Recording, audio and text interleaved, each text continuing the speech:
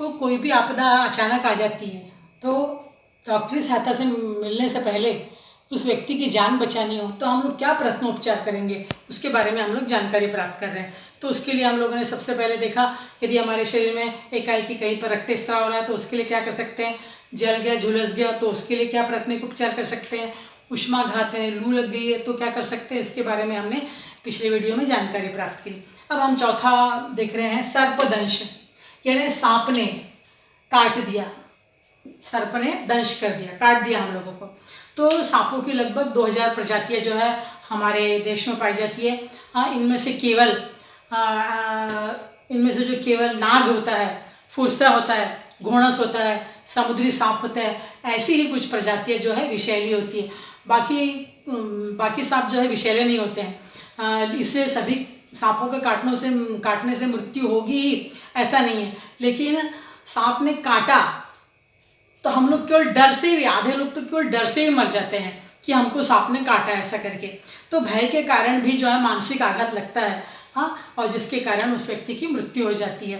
तो ऐसे समय में हम लोगों को सदैव हमारे पास ये हमेशा मानकर चलना है कि जिस भी सांप ने हमको काटा है वो विषैला नहीं है। और यदि ऐसा हम लोग को सांप काट भी देता है तो हम लोग क्या कर सकते हैं। सबसे पहले आपको मालूम है, कोई भी सांप काटता है तो देखो वहाँ पर दो चिन्ह निशान बनते हैं, जैसे ये पैर है तो ऐसे 2 चिन्ह बनते हैं, उसके 2 दांत रहते हैं जो सांप के, उस सांप के जो दांत से ऐसे करके तो ऐसे 2 निशान बनते हैं हम लोगों को दांत के।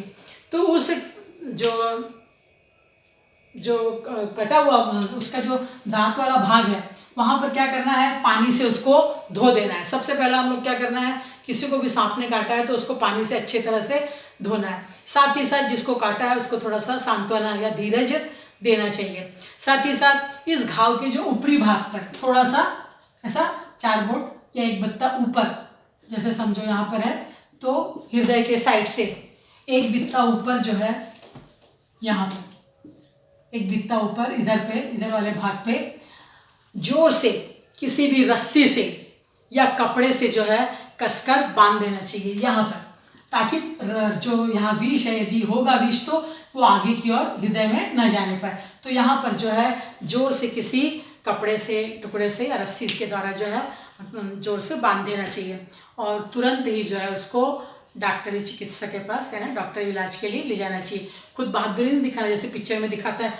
कि हीरो जो है हीरोइन के वहाँ पर ऐसे ओठ के द्वारा पूरा खून उसका जहर चूस के नीचे गिराता है, तो ऐसा करने की कोशिश नहीं करना है। क्योंकि क्या होता है, कभी कभी हमारे मुंह में जो है घाव होता है, छाले वगैरह रहते हैं, तो उस छालों में से या उस घाव में से जो है जहर हमारे शरीर में जाने की संभावना हो सकती है। इसलिए यहाँ पर केवल पट्टी बांधना है और उसको तुरंत चिकित्सीय सहायता के लिए ले जाना है। अब उसके बाद है 5वां उपाय, 5वां जो है संकट, कुत्ते के काटने पर।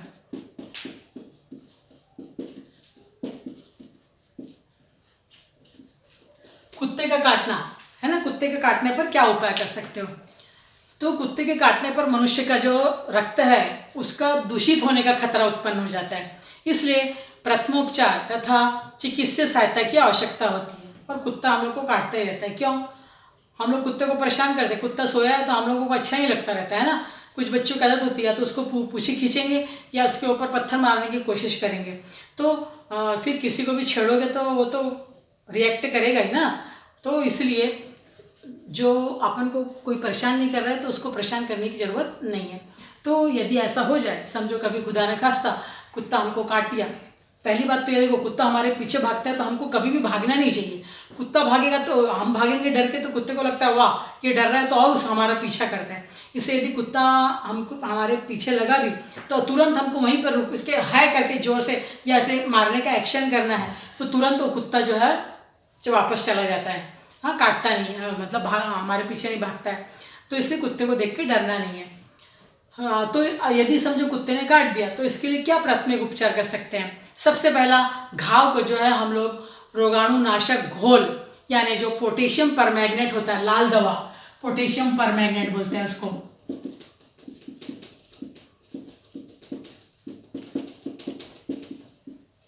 पोटेशियम परमैंगनेट या लाल दवा होती है, आपने देखा होगा घाव वगैरह में लगाई जाती है।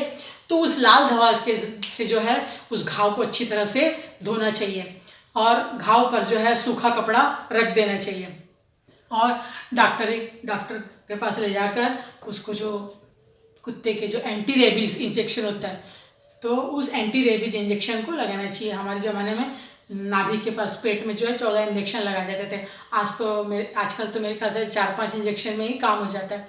तो उस पूरे इंजेक्शन का जो है कोर्स करना चाहिए। तो समझ गया, कुत्ते के काटने पर हमको पोटेशियम परमैंगनेट जैसे रोगाणुनाशक दवा से धोना है और उसके ऊपर कपड़ा से झाँक देना है और डॉक्टर के पास ले जाके एंटी रेबीज के इंजेक्शन लगा लें। तो इस प्रकार हमने क्या देखा कि अचानक उत्पन्न होने वाले दुर्घटना को हम लोग आपदा कहते हैं। आपदा 2 प्रकार की होती है, मानव निर्मित आपदा और प्राकृतिक आपदा।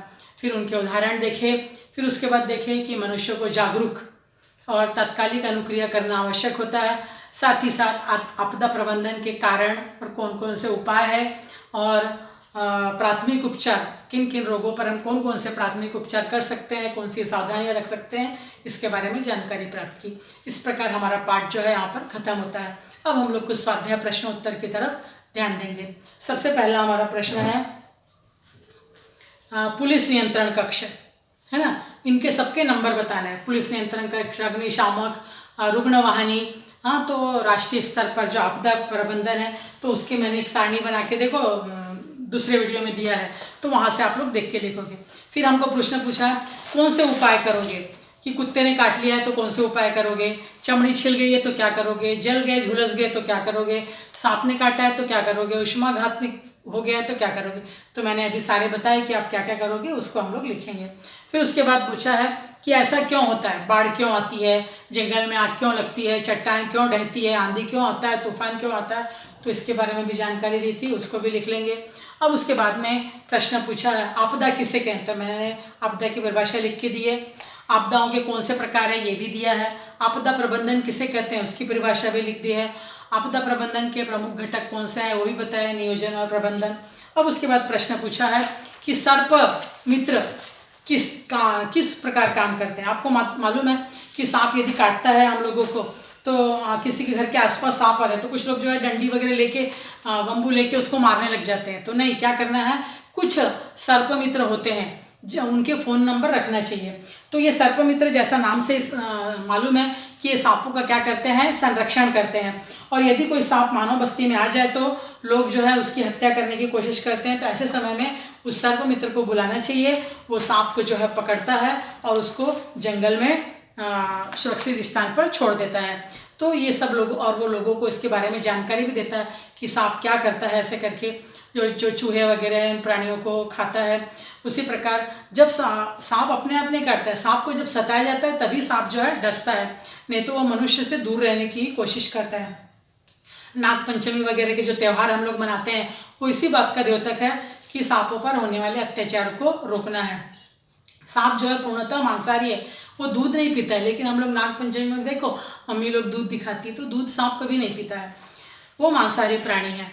तो उसके बाद हम लोग को पूछा है प्रथमोपचार पेटी में कौन कौन सी वस्तुएं होती है। तो मैंने अभी आपको बताया था कि कपास रखना है, उसमें पट्टी रखना है, बैंडेड पट्टी रखना है, बांधने वाली पट्टी रखना है, थर्मामीटर रखना है, हल्दी रखना है, थोड़ा सा मलहम रखना है, डिटॉल रखना है, हाँ, हाथ के दस्ताने रखने हैं, कैंची रखने हैं, विक्स वेपरब रखना है, आयोडेक्स रखना है, जो दर्दनाशक गोलियां हैं, सिर दर्द गोलियां हैं, ऐसा सब उसके अंदर रखना है, ऐसा सब लिखेंगे आप।